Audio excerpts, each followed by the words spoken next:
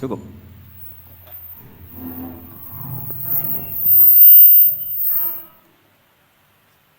Bon, cekap saja. Terus dulu 3 tahun yang lalu kalau nggak salah beliau rawuh di Pondok Fakhriyah, itu milik mbahnya Ki Hamid Pasuruan, juga masih mbah saya, Ki Abdullah bin Umar. Mbah saya namanya Fatimah binti Idrus bin Umar. Masih ingat saya ketika itu beliau menyebut satu ayat, wattaba'tu millata abai. Ini kata beliau Ustadz Mansur, umumnya orang tuh ingat kehormatan bapak-bapaknya yang keren-keren. Kata Habib Jintan, baca wattaba'tu, yang penting tuh ikutnya, bukan bapaknya. Saya masih ingat. Terus Gus-Gus diem semua. Sadar kalau dimarahin Habib Jintan. Jadi, ya Gus-Gus diluk semua, tak tanya kenapa diluk. Ini orang dari Jakarta kok marah Gus. Ya itu unik, itu cara istidlal guru-guru kita. Jadi kalau wattaba'tu millata abai, kata beliau rohnya itu di wattaba'tu itu. Ittiba awal cuma istakhir badai. Ittiba awalan baru bangga dengan bapak-bapaknya. Jangan bangga dulu nggak ittiba gitu. Jadi alim dulu baru bangga Habib Jintan. Jangan bangga muridnya Habib Jintan ndak alim-alim. Gitu Bebe. Ya. Jadi memang saya secara sengaja cerita sanad ini saya baca Mas Jamal ya, panggilannya apa? Mas Jamal. Mas Jamal ya. Pertama saya baca Al-Iqdul Farid, ini karangannya Said Muhammad bin Alawi. Di sini saya baca supaya barokah dari karangannya Sayyid Muhammad. Di antara orang yang beliau sebut dari ulama Indonesia, beliau ngendikan Al-Habib Al-Mu'ammar Ali bin Abdurrahman bin Abdillah Al-Habsyi. Wal-Habib, ya kuitang ini Bebe. Ya, jadi juga. Ya ini juga jad beliau dari omnya Wal Habib Ali bin Husain bin Muhammad Al-Attas Sahibitat, Wal Habib Hamid bin Muhammad bin Salim Asyiri, Wal Habib Muhammad bin Ahmad bin Zain Al-Haddad, Wal Habib Syekh bin Salim bin Umar Al-Attas. Nah ini Wal Habib Salim bin Ahmad bin Jindan bin Syekh Abu Bakar bin Salim. Ini kitab karangannya Sayyid Muhammad bin Alawi. Terus ketika beliau cerita Sanad Ad-Darimi, Sunan Ad-Darimi, beliau ngendikan Arwi Sunan Ad-Darimi anis Sayyid Salim bin Jiddan Alian anil Habib Utsman bin Abdillah bin Akil bin Yahya Al-Alawi Mufti Batawi, ya, an Utsman bin Hasan Ad-Dimyati anil Amir Al-Kabir. Jadi keberadaan Habib Salim ini mudawwan, selain faktanya beliau sering taklim juga mudawwan dibukukan. Saya pernah hormat kholnya Syekhona Khalil, di situ di antara manaqibnya ditulis min ajalli ta'lamidhihi Salim Al-Habib An-Nasib Salim Maula Jindan, itu Alu Jindan disebut di situ. Jadi ini bukan cerita untuk tafakhur, bukan untuk fakhriyah, tapi ini memang fakta untuk fakhriyah. Karena pondoknya buyut saya juga namanya fakhriyah, Minal fakhriyah ilal fakhriyah. ya minal fakhriyah ilal fakhriyah kata. Nah ini tentang sanad. Tadi saya sudah mentasihkan beliau dan beliau mengkuatkan hujah kita. Dulu ketika Habib Salim banyak orang yang menyalahkan orang pakai celana, Beb. Nanti jenengan yang cerita. Beliau juga bela kultur itu. Saya pernah baca di kitabnya Said Muhammad Alawi, judulnya itu Manhajus Salaf fi Fahmin Nusus. Di kitab saya itu halaman 423. Nanti bisa dicek halaman 423. Di situ ada kata-kata wa kanat sunnatu Rasulillah sallallahu alaihi wasallam annahu yat'amu ma yajiduhu fi ardi wa yalbasu ma yajiduhu wa yarkabu ma yajiduhu mimma abahahu wa ta'ala. Terus beliau cerita, siapapun yang makan faman at'ama ma yajiduhu fi ardi fa huwa al-muttabi' lis-sunnah kama annahu hajjal baita min madinati nafsi faman hajjal baita min madinati nafsi fa huwa al-muttabi' lis-sunnah. Jadi supaya perasaan orang Indonesia ketika berpakaian seperti ini, seperti saya, seperti teman-teman ini, tetap tercantol, tetap terhubung oleh Rasulullah Shallallahu Alaihi Wasallam. Misalnya Nabi, karena beliau itu orang Madinah, tentu hajinya atau mikotnya dari Dzul Khulaifah. Karena kita orang Indonesia liwat Yalamlam ya harus liwat Yalamlam. Waqata Rasulullah li ahli Madinah Dzul Khulaifah, wa li ahli Syam al-Juhfah, wa li ahli Najdin Qarnan, wali ahli Yaman Yalamlam. Jangan mentang-mentang ikut sunnah Nabi terus orang Yaman mikotnya dari Dzul Khulaifah, orang Sam juga dari Dzul Khulaifah. Semua itu harus min madinati nafsi. Sama seperti Rasulullah yat'amu ma yajiduhu fi ardi, kita juga nat'am ma najiduhu fi ardina. Sehingga jangan sampai umat Islam yang perilakunya keseharian ini sudah baik, kemudian merasa tercerabut dari sunnah Rasulullah Shallallahu Alaihi Wasallam. Karena Nabi seperti mana kita ingin dan kita tahu, ketika ada orang Arabi bilang Allahumma arhamni wa Muhammadan wala tarham ma'ana ahadan, ya Allah hanya saya dan Muhammad yang perlu engkau kasihani, yang lain jangan. Kata Nabi, laqad tahajjarta wasi'an, rahmat Allah yang luas ini kamu persempit hanya karena mungkin kita orang Jawa, orang Indonesia. Makanya saya ini bangga ngaji sama Mbah Mun. Beliau orang Jawa, saya ngaji juga hanya di Indonesia. Tapi guyonannya Mbah Mun dulu itu lucu. Wong koyok kon itu kayak orang Jawa, kayak kamu itu mesti ada yang alim. Karena Islam ini kafatal linnas. Makanya yang ahli nahwu itu Imam Sibawayh, padahal beliau Persia. Imam Ghazali juga bukan orang Arab, tapi alim hujatul Islam.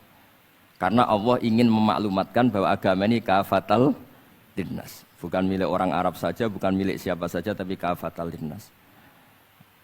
Makanya kita harus bangga dengan tradisi para habaib. Ada Rauhah Bukhari. Bukhari itu kita tahu namanya itu Muhammad bin Ismail bin Ibrahim bin Mughirah. Setelah itu sudah namanya bin Bardasbah. Maula al-Ju'fi ini Bardasbah itu orang yang dulu diislamkan keluarga al-Ju'fi. Itu Mbah Mun kalau guyon itu Bardasbah cara Jawa mbok parmin mbok parlan. Tapi nyatanya dia putu alim alamah namanya Imam Bukhari. Artinya kita tentu sepakat, sangat-sangat sepakat, sangat menghormati orang-orang yang arfa'u minna nasaban kayak para habib. Tapi para habib juga mau ngakui kayak pakai Bukhari as-Sahihul Kutub ba'da kitab al-Bukhari. Sehingga memang nggak pernah ada masalah secara sanad, secara tradisi. Di kitabnya Sayyid Muhammad ini ada sanad dari ulama India yang orangnya juga macam-macam dari marga macam-macam. Jadi saya mohon barokahnya sanad ini kemudian kita tahu apa sih sanad itu. Sanad itu ya kadang-kadang harus lewat orang yang mungkin kita tidak cocok. Dulu itu ada sahabat tanya, kalau mencium istrinya pas Ramadan itu sah apa enggak? Kebetulan ditanya itu Maimunah. Enggak tanya Saudah karena sangat yakin enggak itu, kalau Saudah itu enggak. Itu Maimunah jawabnya, kalau kita enggak ngalamin, coba tanya Aisyah yang potensi ngalamin dicium pas Ramadan. Sebetulnya istri yang Nabi itu sama Aisyah itu ya agak gimana yang namanya Doro itu ya rival. Akhirnya tanya, ya Aisyah gimana hukumnya lelaki mencium istrinya pas Ramadan? Ya dijawab sama Aisyah, qabbalani Rasulullah wa huwa shaim. Yang lainnya enggak bisa jawab, mau enggak ngalami. Jadi sanad itu kadang ya cocok enggak cocok ya memang itu fakta. Cara mandi junub.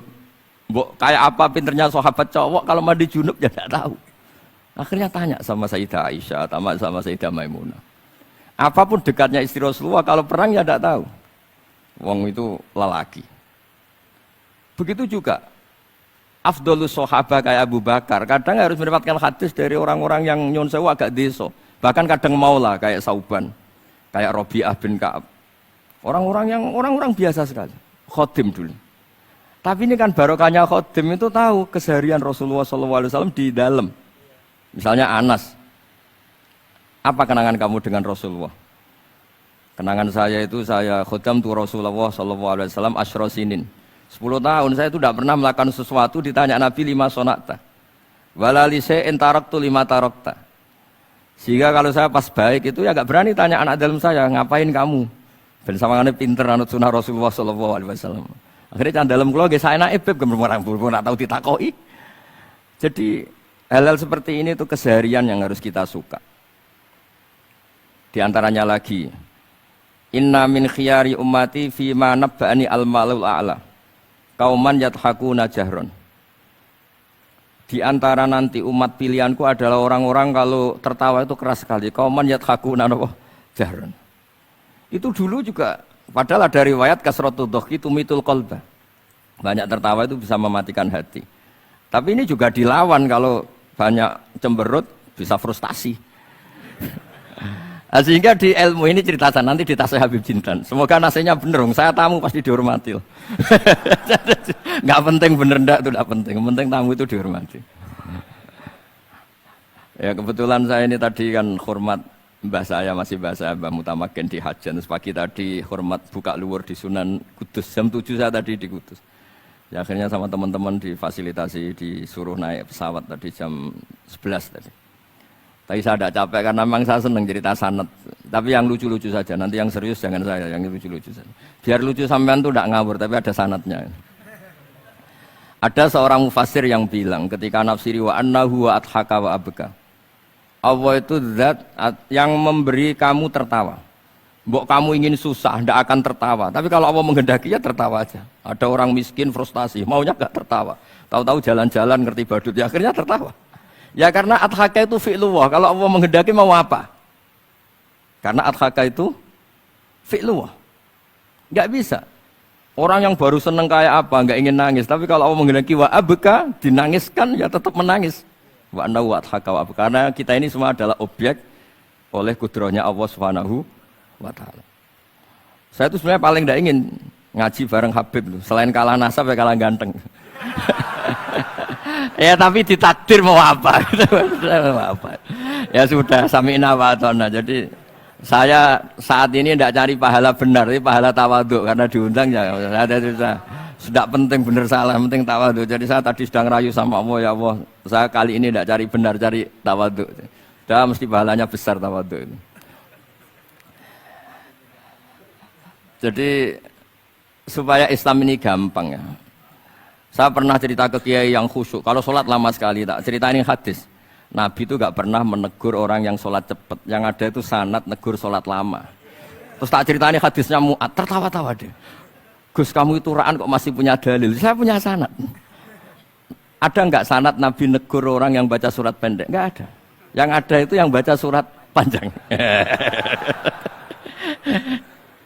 Nanti bisa direvisi sama Habib Jitin kalau nggak cocok, tapi ini yang rileks karena potongan Islam Jawa ini kalau tidak berat nggak akan kuat. Jadi ya sudah. Inna minkum munafirin katanya Nabi. Sholat yang terlalu lama itu munafir kata Nabi. Afattanun anta ya Mu'ad, kamu bikin umat ini nggak nyaman karena kalau kamu jadi imam itu lama sekali. Ini alhamdulillah betul. Hadis ini harus kita hafal betul. Nah, supaya Islam ini meskipun pilihan-pilihan keseharian itu ada sanad itu saja kepentingan saya. Yat'amu ma yajiduhu fi ardi wa yalbasu ma yajidu wa yarkabu ma yajidu. Saya sering beb di tahun desa-desa Gus anak kula tahnik cethaki Gus tapi mboten enten kurma nganggo degan ae. Lho Gus dari kiai-kiai ku kurma. Kurma itu halawiyat. Ya degan juga termasuk halawiyat. Ya sudah. Kalau kamu ingin sunnah Rasul, Nabi enggak pernah sholat di Indonesia. Berarti kalau kamu sholat ke Mekah dulu kata saya.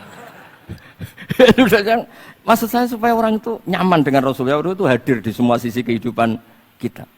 Kalau dalam istilah Sayyid Umar Hafid, Faruhu Muhammadin sallallahu alaihi wasallam awsa' wa asra'. Kalau kamu bisa tawassul dengan Nabi Ibrahim, Nabi Musa dan beliau-beliau bisa datang ketika Lailatul Mi'raj untuk hormat Rasulullah sallallahu alaihi wasallam di Baitul Maqdis, Faruhu Muhammadin awsa'u asra' kata beliau. Jadi bisa datang di kapan saja di mana saja. Jadi jenengan meskipun di Indonesia tidak usah khawatir, kita semua ini dilihat Rasulullah SAW. Dan cara lihat Nabi itu gampang, tidak kayak kita. Kata Rasulullah, hayati khairun lakum, wa mamati khairul lakum. Saya kalau masih hidup juga baik untuk kalian. Anda bisa cerita hadis dengan saya, sering bercengkrama. Dan ketika saya wafat kata Nabi, saya sudah dekat sama Allah Ta'ala. Kalau melihat kamu baik, saya muji Allah. Kalau melihat kamu salah, saya mintakan ampun. Makanya saya ini jenis kiai yang jarang istighfar. Ini bukan karena sombong. Saya ulang lagi bukan karena sombong. Saya itu pengagum Sufyan As-Tsauri. Itu di antara khasnya itu jarang berdoa. Ketika ditanya, kenapa kamu jarang berdoa? Selagi saya ngajar, kata beliau ini. Selagi saya ngajar, itu masuk hadis ala khulafa'i rahmatullah. Wa man khulafa'u kaya Rasulullah alladzina yuhyuna ma amatahun nas min sunnati. Jadi kalau saya baca Bukhari, otomatis dapat doanya Nabi ala khulafa'i rahmatullah. Timbang kamu doakan nangis-nangis gak jelas mandinya, mendingan mulang gitu. Terus kedua, doa hamalatil arsy. Alladzina yahmiluna al-arsya wa man hawlahu yusabbihuna bihamdi rabbihim wa yu'minuna bi wa yastaghfiruna. Kita semua sudah diistighfari sama malaikat hamalatul arsy. Rasulullah juga wastaghfir li dzambika walil mu'minina wal mu'minat. Fastighfaru Rasulillah qad kafana wa fawqal kifayah kata beliau. Artinya gini, kalau kangkang jarang istighfar jangan karena sombong, manfaatkan fasilitas ini gitu. Ini pentingnya. Jadi semua itu jangan sampai kita ada istighfar karena jafa, karena jafatul qalb, karena qaswatul qalb. Enak lah kalau ada fasilitas gitu, ada fasilitas. Itu kalau saya pidato di depan Gus-Gus. Kalau di depan Habib berani di depan Gus-Gus. Itu ada yang setengah beling, setengah ada alim, ada yang alim. Terus yang beling-beling pesan sama saya, Gus tolong bela kami maksudnya.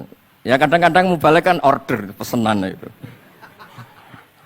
Terus tak bacain ayat walladzina amanu wattaba'athum dzurriyyatuhum biimanin alhaqna bihim dzurriyyatahum wama alasnahum min amalihim min syai'. Orang aba-abanya iman, anaknya iman itu nanti surganya disertakan mbahnya. Meskipun kelas amalnya ndak sama. Jadi mbah-mbahnya alim alama, anaknya yang ndak alim nanti surganya sama-sama yang alim. Kenapa sih kalau ada fasilitas nggak dipakai? Pakai aja nggak apa-apa kan. Yang alim yang komplain. Sudah kamu yang alim dihormati, dicucup, salami template, yang ikhlas saja, tidak usah protes kata saya gitu. Artinya saya inginlah keseharian kita yang awam, yang apa itu harus cari backupan hadis supaya semua keseharian kita itu ada apa? Sanad. Misalnya sampean kalau malam itu nggak bisa tidur, tahajud ndak, witir ndak, ya mutolaah ndak. Tapi lihatlah itu sebagai tarkul ma'asi. Apa tarkul ma'asi? Alhamdulillah malam ini saya ndak zina, ndak maling, ndak dugem. Coba kalau kamu malam-malam di kamar, itu namanya apa? Ndak tahajud, ndak witir kan? Tapi kamu harus syukur karena itu tarku zina, tarku sarikoh, tarku kada wa kada. Supaya kamu tetap syukur sama Allah Ta'ala. Ithmamin mubakhin ila wa yatahaqqaqu bihi tarku haramim ma. Setiap mubah yang kita lakukan pasti di saat itu ada haram yang kita tinggalkan. Makanya dulu banyak orang-orang soleh yang semalaman tuh guyon tok. Guyon sampai pagi. Bukan karena ingin urakan enggak, karena mengalahkan setan. Malam itu godaan mungkin ingin ngintip siapa itu masih kuat sekali. Ingin nonton siapa itu kuat sekali. Terus setan dilawan dengan guyon. Ternyata setelah guyon tuh asik, tahu-tahu pagi dan dutannya selesai. Oh itu setan bisa setruk melawan orang alim seperti ini. Karena nilainya tarkul masih. Meskipun dengan cara guyon, karena kalau yang cara wiridan itu calon wali, Beb. Kalau yang nggak calon wali ya pokoknya tarkul maksiat. Maksud saya supaya harian kamu yang biasa-biasa saya ini menjadi luar biasa karena ada sanad. Ada apa? Ada sanad. Makanya dulu ulama-ulama itu kalau ngelawan setan itu pakai faroh, pakai seneng. Karena setan itu paling seneng kalau melihat orang mukmin susah. Kalau susah terus ngersulo, kalau ngersulo gugat kodok qadar. Disebut innaman najwa minasyaiton liyahzunal ladzina amanu.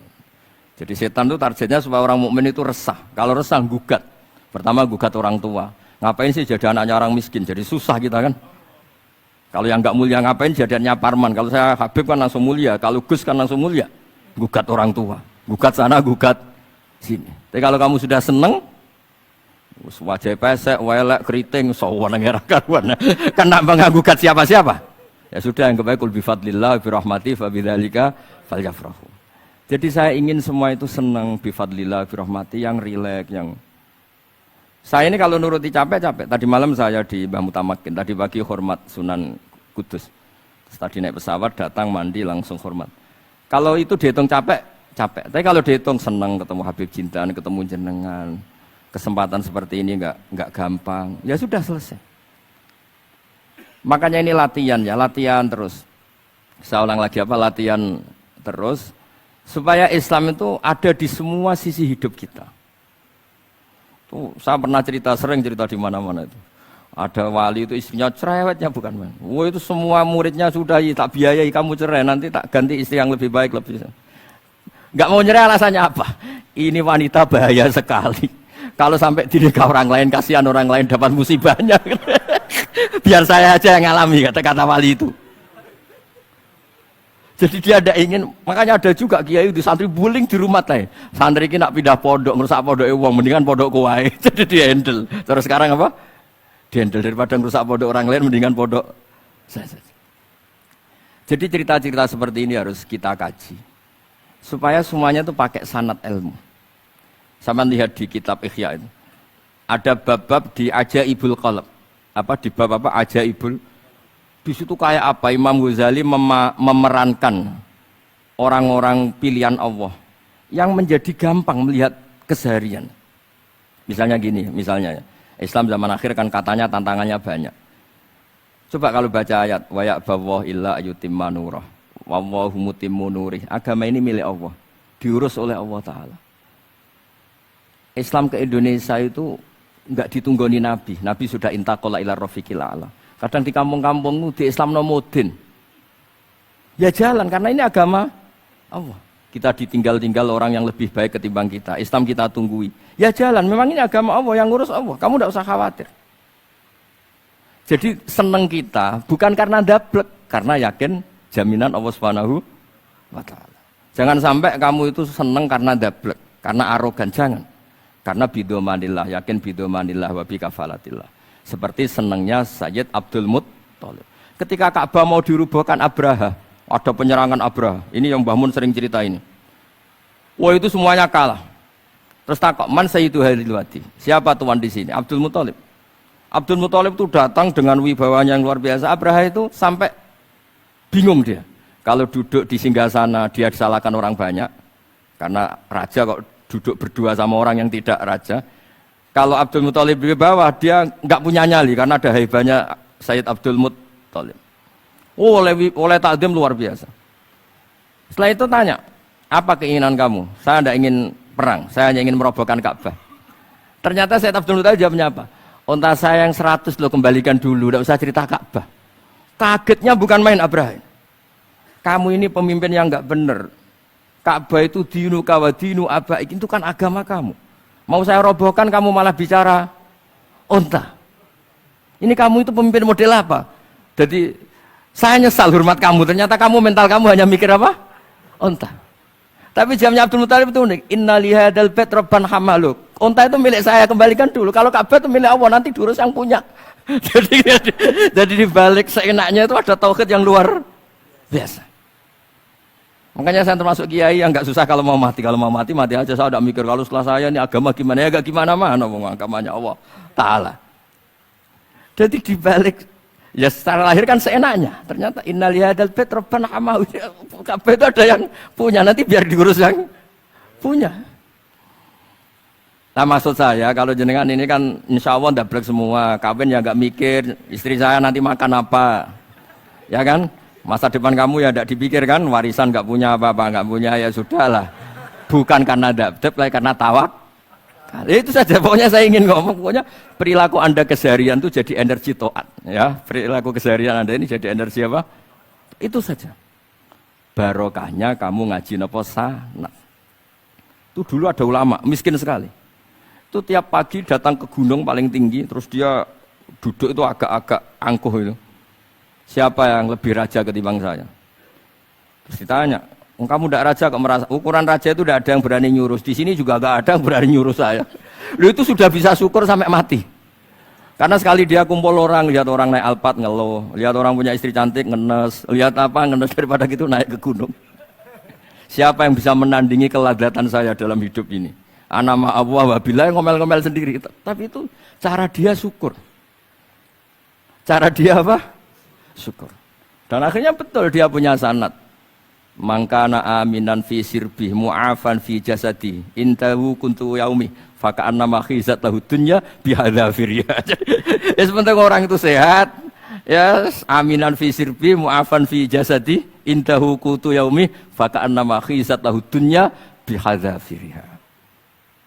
Jadi ini madhab saya karena saya diundang di sini pasti Habib Jiddan juga ingin khas saya. Jadi kalau saya pura-pura tawadhu, pura-pura baik kan kaget. Kenapa Gus Bak sekarang jadi baik kan nanti? Ya ini anggap saja jujur. Ya kok rubah gitu. Nggih ngoten mawon mugi-mugi barokah. Assalamualaikum warahmatullahi wabarakatuh.